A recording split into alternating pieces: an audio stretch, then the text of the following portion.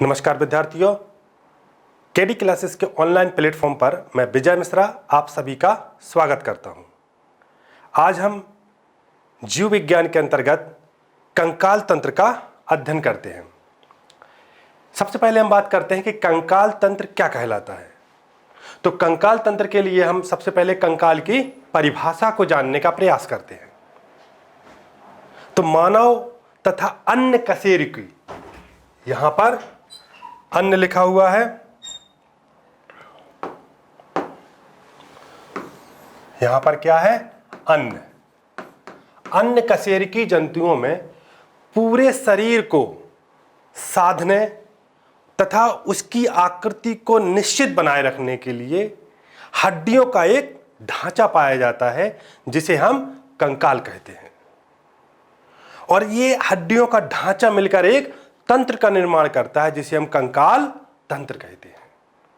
तो हमने कंकाल तंत्र की आपको परिभाषा बताई है कि मानव तथा अन्य कशेरुकी जंतुओं में शरीर को साधने व उसकी आकृति को निश्चित करने के लिए एक हड्डियों का ढांचा पाया जाता है, जिसे हम कंकाल कहते हैं। इसके द्वारा निर्मित तंत्र को कंकाल तंत्र कहते हैं। अब आपके मन में क्वेश्चन आएगा कि ये कशेरुकी शब्द क्या कहलाता है। तो कशेरुकी कहलाता है जिसमें रीढ़ की हड्डी पाई जाती है, उन जंतुओं को हम कशेरुकी कहते हैं। तो यह होती है कंकाल तंत्र की परिभाषा। अब कंकाल तंत्र के कार्य क्या होंगे? तो ये पेशियों को जोड़ने के लिए आधार प्रदान करता है, रक्त कोशिकाओं का निर्माण करता है, जैसे कि आरबीसी, डब्ल्यूबीसी। इसके अलावा अगर हम बात करें तो श्वसन एवं पोषण में महत्वपूर्ण भूमिका निभाता है। साथ ही शरीर के कुछ विशिष्ट अंगों की रक्षा करता है, जैसे कि हृदय और फेफड़ों, लंग्स और हार्ट को ये प्रोटेक्ट करता है। इसके साथ ही अगर हम बात करें, शरीर को यह एक आकृति प्रदान करता है और मोशन में मदद करता है, जिससे कि व्यक्ति क्या करता है, उसमें गति होती है। तो हमने आपको बताया कंकाल तंत्र के कार्य। इनमें हमने सबसे प्रमुख बताया आपको, ब्लड सेल्स का फॉर्मेशन करता है, रक्त कोशिकाओं का निर्माण करता है, पेशियों को जोड़ने के लिए आधार प्रदान करता है, श्वसन एवं पोषण में सहायक होता है, और इसके साथ ही हमने आपको बताया कि शरीर में गति में आवश्यक होता है, ये गति में सहायक होता है। तो ये कंकाल तंत्र के कार्य होते हैं। अब इसके बाद हम बात करें कि मानव का कंकालीय जो ढांचा होता है, एक विशेष प्रकार के संयोजी ऊतक का बना होता है, जिसे हम कंकालीय ऊतक कहते हैं, स्केलेटल टिश्यू कहते हैं। तो मनुष्य का जो कंकालीय ढांचा होता है या कंकाल होता है, यह विशेष प्रकार के संयोजी ऊतक का बना होता है, जिसे हम कहते हैं कंकालीय ऊतक। और ये कंकालीय ऊतक दो प्रकार का होता है, एक को बोलते हैं हम अस्थि और दूसरे को बोलते हैं हम उपास्थि। हम अगर अस्थि में बात करें तो इसमें 38% ओशिन प्रोटीन पाई जाती है, जबकि इसमें 62% कैल्शियम और मैग्नीशियम के फॉस्फेट पाए जाते हैं।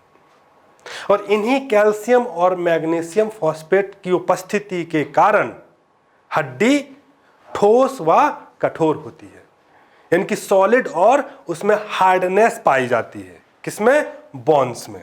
किसके कारण पाई जाती है? इन फॉस्फेटों के कारण। तो इसमें क्वेश्चन अराइज होता है कि हड्डियों के कठोर होने का क्या कारण है? तो उसमें पाए जाने वाले कैल्शियम मैग्नीशियम जो फॉस्फेट होते हैं, इन्हीं के कारण हड्डी क्या होती है? कठोर होती है। हमने आपको बताया कंकालीय ऊतक दो प्रकार के होते हैं, एक को बोलते हैं अस्थि और दूसरे को बोलते हैं उपास्थि। अस्थि मतलब बोन्स और उपास्थि अर्थात कार्टिलेज। अगर हम अस्थि की बात करें तो इसमें 50% पानी पाया जाता है अस्थियों में, और 50% अस्थि कैसी होती है? सॉलिड होती है। 50% क्या होता है? इसमें वाटर पाया जाता है, और 50% क्या होती हैं? ये सॉलिड यानी कि ठोस या कठोर होती हैं। अब आप कहेंगे सर पानी कहां से आ गया अस्थियों में, हड्डी में पानी कहां से आ गया?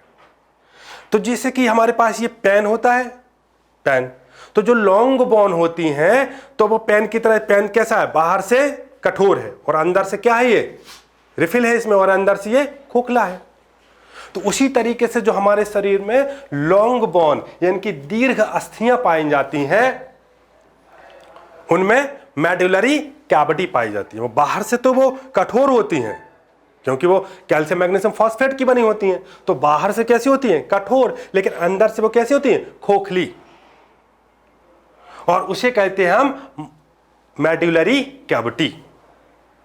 और इसी मेडुलरी कैविटी में क्या पाया जाता है, बोन मैरो यानी कि अस्थि मज्जा। तो बोन मैरो किस में मिलेगा, मेडुलरी कैविटी में।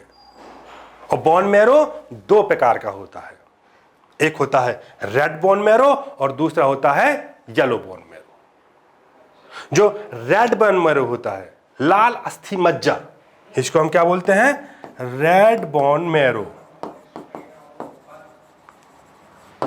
लाल अस्थि मज्जा। इसमें आरबीसी और डब्ल्यूबीसी बनती हैं। आरबीसी अर्थात रेड ब्लड सेल्स या लाल रक्त कणिकाएं, डब्ल्यूबीसी अर्थात व्हाइट ब्लड सेल्स यानी कि श्वेत रक्त कणिकाएं। या हम कह सकते हैं कि इसमें ब्लड सेल्स का फॉर्मेशन होता है। किसका होता है, ब्लड सेल्स का फॉर्मेशन होता है, यानी कि रक्त कोशिकाओं का निर्माण किसमें होता है, लाल अस्थि मज्जा में। इसके साथ अगर हम बात करें पीला अस्थि मज्जा अर्थात येलो बोन मैरो, तो उसमें फैट, बसा, रक्त वाहिकाएं और जलीय ऊतक पाए जाते हैं। तो रेड बोन मैरो में क्या मिल रहा है हमको, ब्लड सेल्स, आरबीसी डब्ल्यूबीसी, जबकि येलो बोन मैरो में बसा, रक्त वाहिकाएं और जलीय ऊतक। इसके बाद अगर दूसरा जो हमने पढ़ा था कार्टिलेज, तो कार्टिलेज में जो हमारा मिलता है, हमने कंकाल तंत्र दो प्रकार के पढ़े, एक अस्थि दूसरा उपास्थि। उपास्थि को कहते हैं हम कार्टिलेज। तो एक कार्टिलेज का जो मैट्रिक्स होता है, इसमें जो द्रव होता है वो किसका होता है, कॉन्ड्रिन का होता है। किसका होता है, कॉन्ड्रिन का। इसके अलावा बात करें कि जो कार्टिलेज का निर्माण होता है यह एम्ब्रियो की मेसोडर्म सेल से होता है। भ्रूण की मेसोडर्म स्तर से क्या होता है, कार्टिलेज का निर्माण होता है। भ्रूण में 3 लेयर पाई जाती हैं, एक्टोडर्म, मेसोडर्म और एंडोडर्म। तो शरीर की जितनी भी सेल होती हैं वो इन तीनों में से किसी एक से निर्मित होती हैं। तो जो कार्टिलेज का निर्माण होता है वो एम्ब्रियो की मेसोडर्म से होता है, भ्रूण की मेसोडर्म से होता है। किसका निर्माण, कार्टिलेज यानी कि उपास्थि का निर्माण। और इसके मैट्रिक्स जो द्रव होता है उसमें कॉन्ड्रिन होता है, और ये जो कॉन्ड्रिन होता है ये कॉन्ड्रियो म्यूकोप्रोटीन का बना होता है। कॉन्ड्रियो म्यूकोप्रोटीन का बना होता है। क्या ये, कॉन्ड्रिन। और इसी कॉन्ड्रिन में व्हाइट कोलेजन फाइबर और येलो इलास्टिक फाइबर पाए जाते हैं। श्वेत कोलेजन तंतु और पीले इलास्टिक तंतु पाए जाते हैं इस कॉन्ड्रियो म्यूकोप्रोटीन में। और इसी कारण उपास्थि क्या होती है, दृढ़ व लोच होती है। इलास्टिसिटी जो पाई जाती है वो इसी के कारण कार्टिलेज में इलास्टिसिटी पाई जाती है। और ये कार्टिलेज 4 प्रकार की होती है। एक होती है हाइलिन, एक होती है फाइब्रस, एक होती है इलास्टिक और चौथी होती है कैल्सीफाइड। 4 कौन कौन सी प्रकार की होती हैं, हाइलिन इसे हम बोलते हैं काचाव उपास्थि, फाइब्रस इसे बोलते हैं रेशेदार, तीसरी होती है इलास्टिक इसे बोलते हैं लचीली, और चौथी को कैल्सीफाइड। हिंदी में ही लिख दिया कैल्सीफाइड क्योंकि इनकी इंग्लिश में ही लिख दिया कैल्सीफाइड हिंदी में रूपांतरण करके, क्योंकि इनकी जो हिंदी होती है कुछ बड़ी क्लिष्ट होती हैं। तो हमने 4 प्रकार की पढ़ी, हाइलिन, इलास्टिक, फाइब्रस और कैल्सीफाइड। जो हाइलिन कार्टिलेज होती है ये हमारे ट्रैकिया, हाइड बोन और स्टर्नम,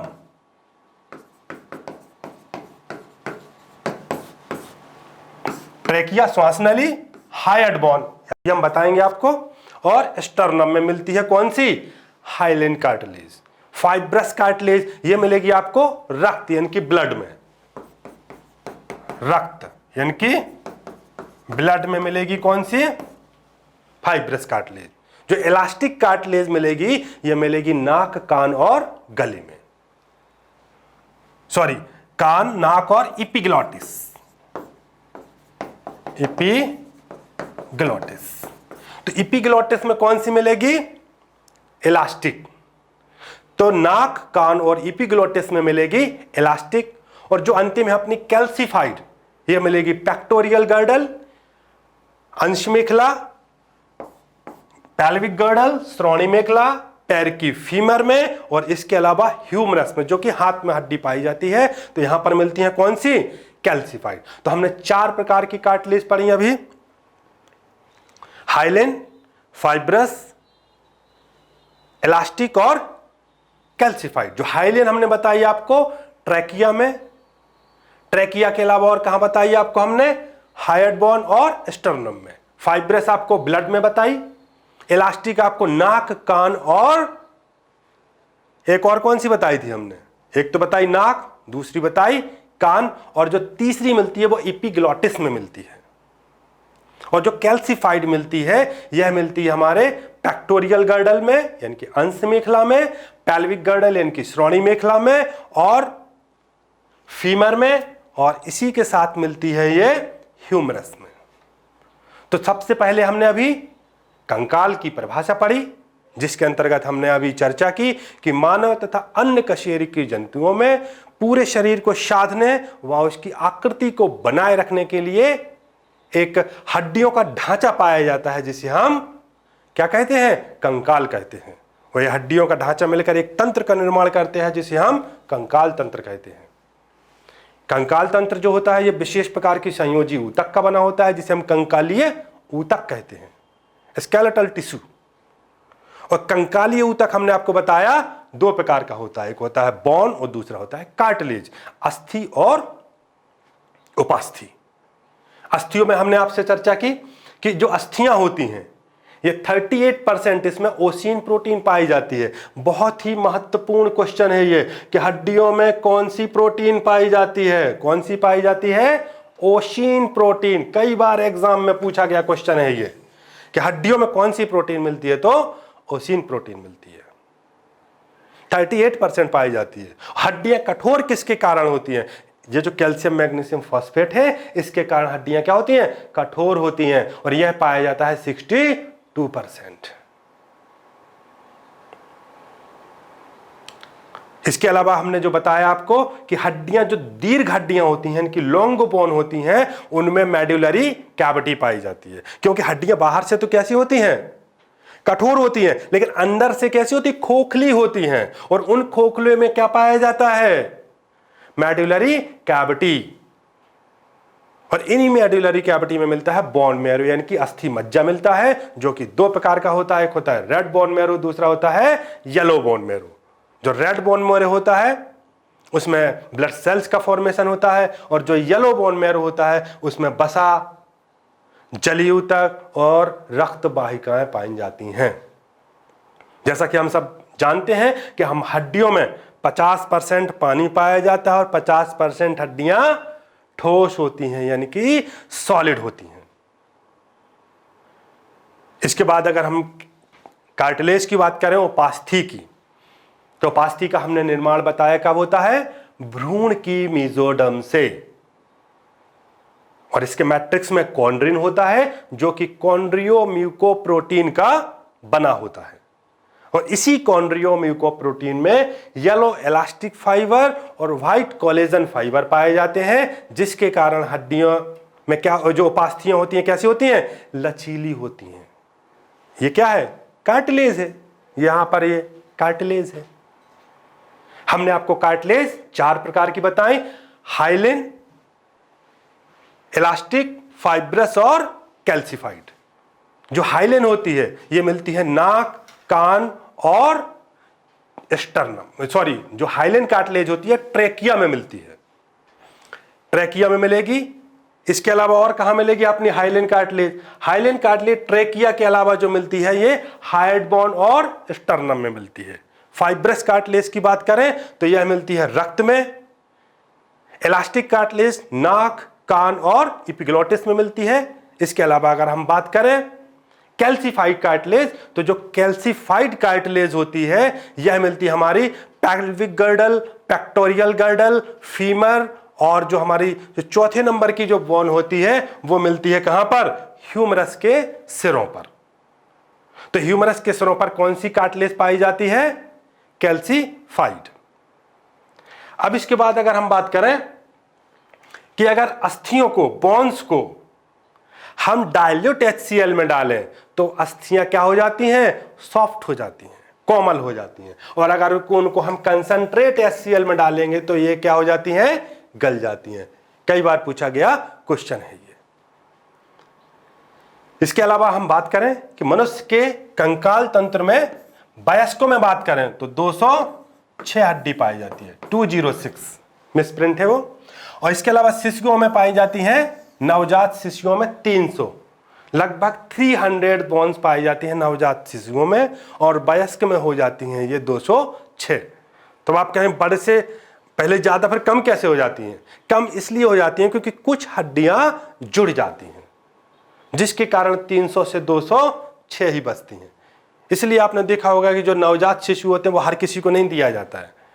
जो मतलब लेने में उसको एक्सपर्ट होता है उन्हीं को दिया जाता है कि बेटा तुम लो। जो नहीं ले पाता, छोटे बच्चे होते हैं उनको नहीं देते हैं कि अभी तुम मत लो, वरना उसकी कोई हड्डी वड्डी तुम इधर उधर लोच, क्योंकि उसमें लोचदार होते हैं वो, तो हड्डियां उनकी ज़्यादा होती हैं, तो कहीं टूट फूट ना, इधर उधर ना कर दो कहीं। इसलिए छोटे बच्चों को केवल बड़े लोगों को ही दिया जाता है लेने के लिए, ठीक है ना। यही कारण है, क्योंकि उनमें हड्डियां ज़्यादा होती हैं, सॉफ्ट होती हैं, फिर धीरे धीरे हड्डियां क्या हो जाती हैं? स्ट्रांग होती जाती हैं, ठीक है। अब शरीर में उपस्थिति के आधार पर अगर बात करें तो कंकाल तंत्र 2 प्रकार का होता है।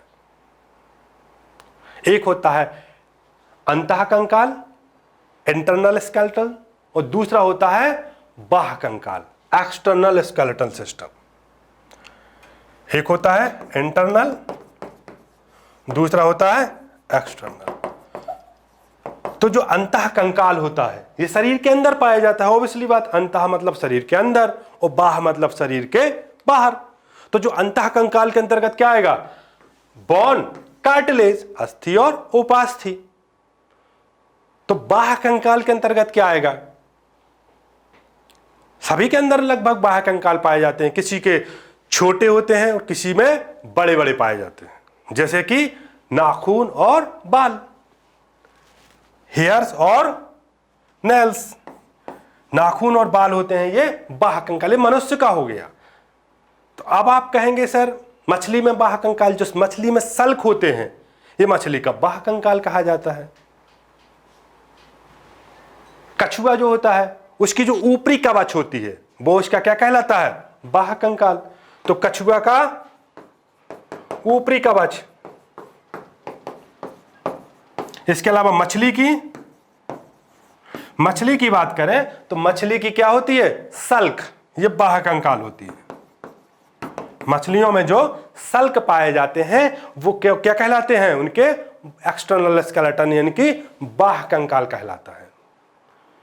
इसके अलावा अगर हम बात करें तो जो मनुष्यों में 206 हड्डी पाई जाती हैं उनको हम 2 भागों में डिवाइड करते हैं। एक को बोलते हैं हम एक्सियल स्केलेटन, अक्षीय कंकाल, और दूसरे को कहते हैं अपेंडिकुलर स्केलेटन, उपांगीय कंकाल। उपांगीय कंकाल या इसी को बोलते हैं अनुबंधीय कंकाल या अनुबंधी कंकाल। तो 2 भागों में बांटा गया है। टोटल जो बोन है हमने कितनी है? 206। इसमें अक्षीय में कितनी है? 80 और उपांगी में 126। तो जो हमने अक्षीय कंकाल एक्सेल स्केलेटन बताया 80 बताया, उसमें होता है स्कल यानी कि खोपड़ी। खोपड़ी में होती हैं 29। वर्टिब्रल कॉलम, कशेरुक दंड, इसमें होती हैं 26। इसके बाद आती हैं रिब्स, पफलियां, ये होती हैं 12 जोड़ी या 24। ये दिखाई दे रहा है आपको। यहां से जो यहां ये है, ये सब क्या है अपना एक्सियल स्केलेटन, एक्सिस है। जैसे अपना ये खोपड़ी पूरी हो गई, यहां से फिर अपना ये वर्टिब्रल कॉलम का कशेरुक दंड हो गया, यहां पर ये रिब्स पसलियां, और यहां पर जो स्टर्नम एक हड्डी होती है, ठीक है ना, ये सब किस में आती हैं, एक्सियल स्केलेटन में। और एक्सियल स्केलेटन में हमने आपको कितनी बोन्स बताई हैं, 80। तो जो स्कल होती है, ये खोपड़ी यहां से इतने में, इसमें पाई जाती है कितनी, 29। इसके अलावा अगर हम बात करें, ये वर्टिब्रल कॉलम कशेरुक दंड जो है यहां से ऐसी, ये दिख रही ना आपको, इसमें पाई जाती हैं 26। ये जो पसलियां दिख रही ये ऐसी दिख रही ना, ये होती हैं कितनी, 12 पेयर्स और 24। और एक होती है सीधी यहां पर आपको दिखाई दे रही है ये ऐसी, इसको बोलते हैं sternum, flat bone of the body, शरीर की सबसे चपटी हड्डी होती है ये। तो ये एक होती है। तो इस तरीके से कितनी होती हैं, 80। इसके बाद अगर हम बात करें अपेंडिकुलर स्केलेटन, तो अपेंडिकुलर या इसी को बोलते हैं अनुबंधी कंकाल, इसी को हम कहते हैं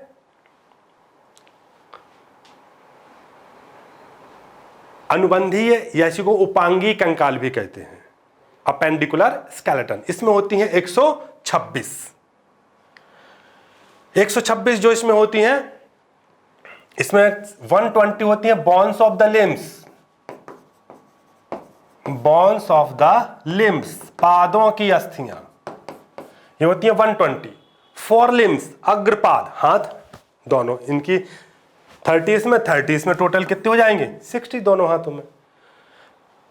हिंड लिम्स, पश्चपाद, इसमें कितनी होंगे, 60। तो 60 कितने हो जाएंगे, 120। इसके अलावा अपेंडिकुलर स्केलेटन में ही पाया जाता है क्या, गर्डल यानी कि मेखलाएं। और मेखलाएं होती हैं दो, पेक्टोरियल गर्डल और पेल्विक गर्डल, अंश मेखला और श्रोणी मेखला। ये अंश मेखला, ये श्रोणी मेखला। अंश मेखला में होंगी हमारी 4 और श्रोणी मेखला में होंगी 2। तो इस तरीके से गर्डल में कितनी हो जाती हैं, 6। तो हम अब इसको एक एक करके देखते हैं। सबसे पहले हमने आपको बताया स्कल, तो स्कल में हमने आपको कितनी बताई है, 29। तो 29 जो बताई हैं किस में मिलेंगी, स्कल में, ठीक है। अब इसमें सबसे पहले पाया जाता है क्रेनियम, क्रेनियम में पाई जाती हैं 8। क्रेनियम के बाद मिलता है, इसी को हम हिंदी में क्या बोलते हैं, क्रेनियम को कपाल, इसमें कितनी मिलती हैं, 8 हमने बताई आपको।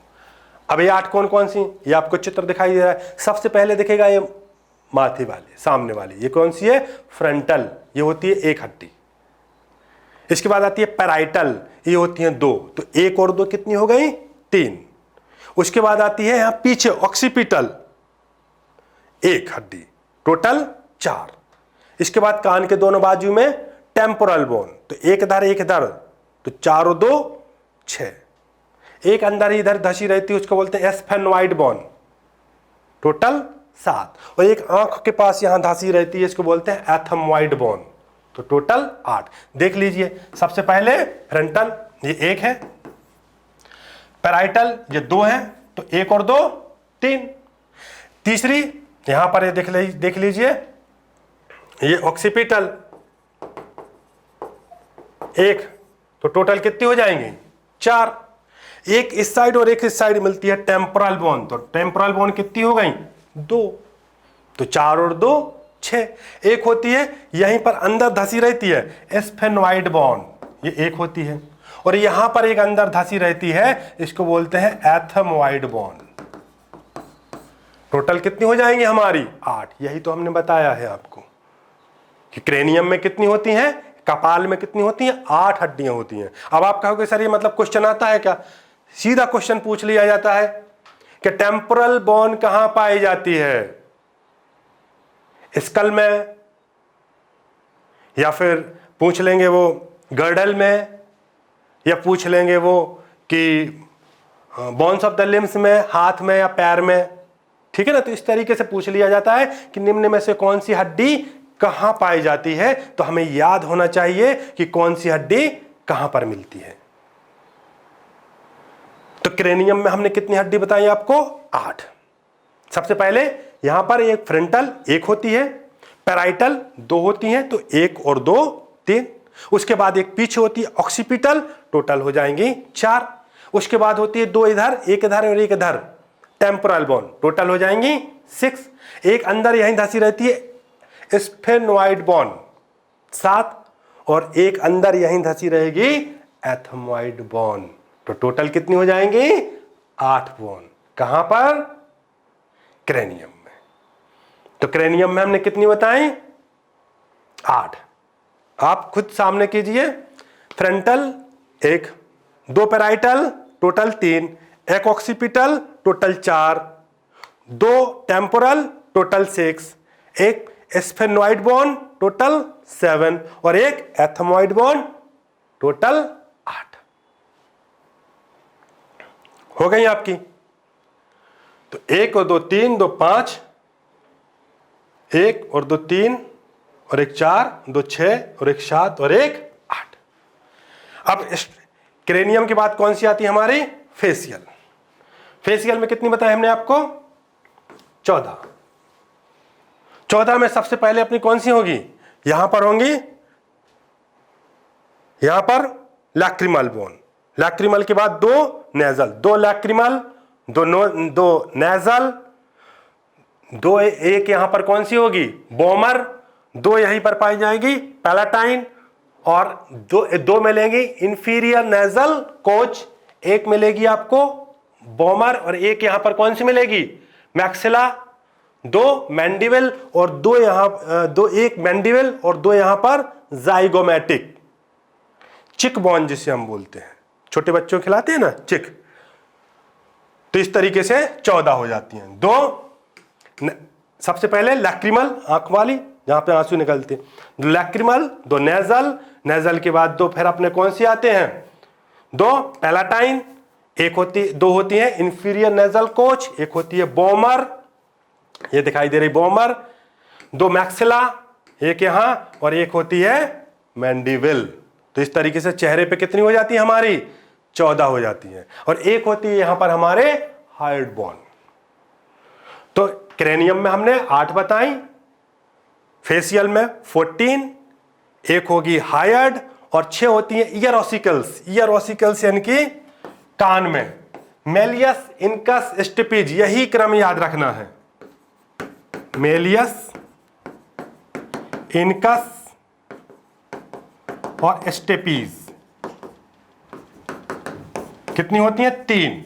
ये बाह्य कर्ण से अंदर की ओर होती हैं, बाहर से अंदर की ओर होती हैं। कौन से कान में भाग पाई जाती हैं?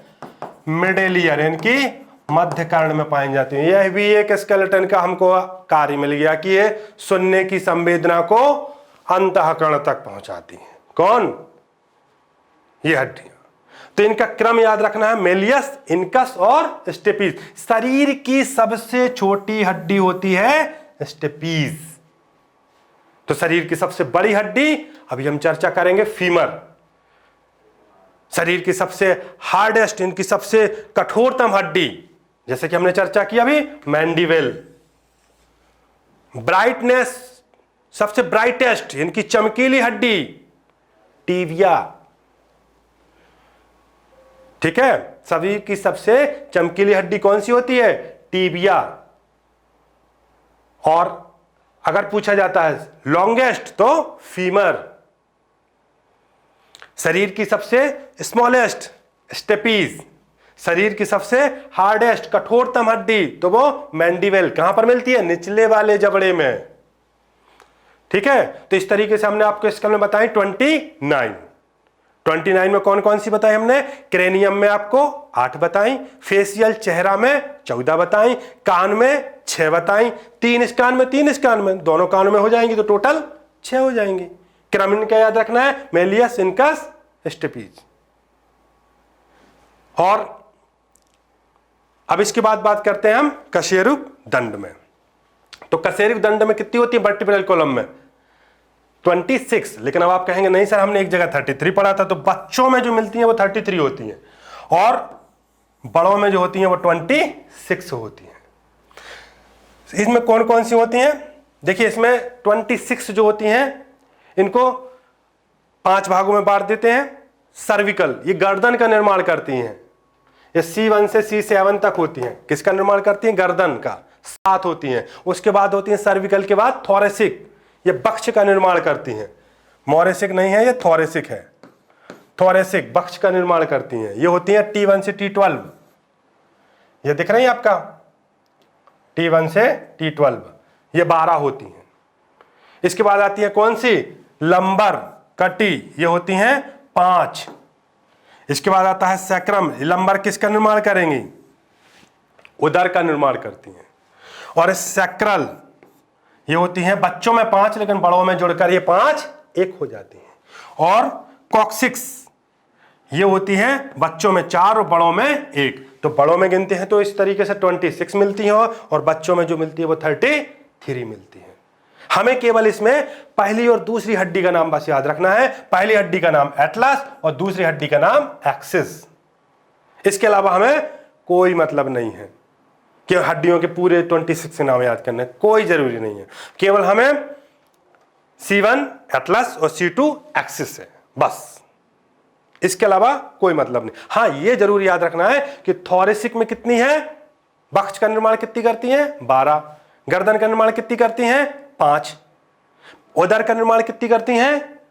सॉरी, गर्दन का निर्माण करती हैं 7, उदर का निर्माण करती हैं 5। ठीक, तो 7, 12, 19 और 5, 24, एक सैक्रल और एक कॉक्सिक्स। तो इस तरीके से बड़ों में हो जाती हैं 26 और बच्चों में रहती हैं 33। समझ में आया ना? तो इस तरीके से हमें इनको याद रखना है। पहली हड्डी कौन सी है? एटलस सर्विकल की। और दूसरी कौन सी है?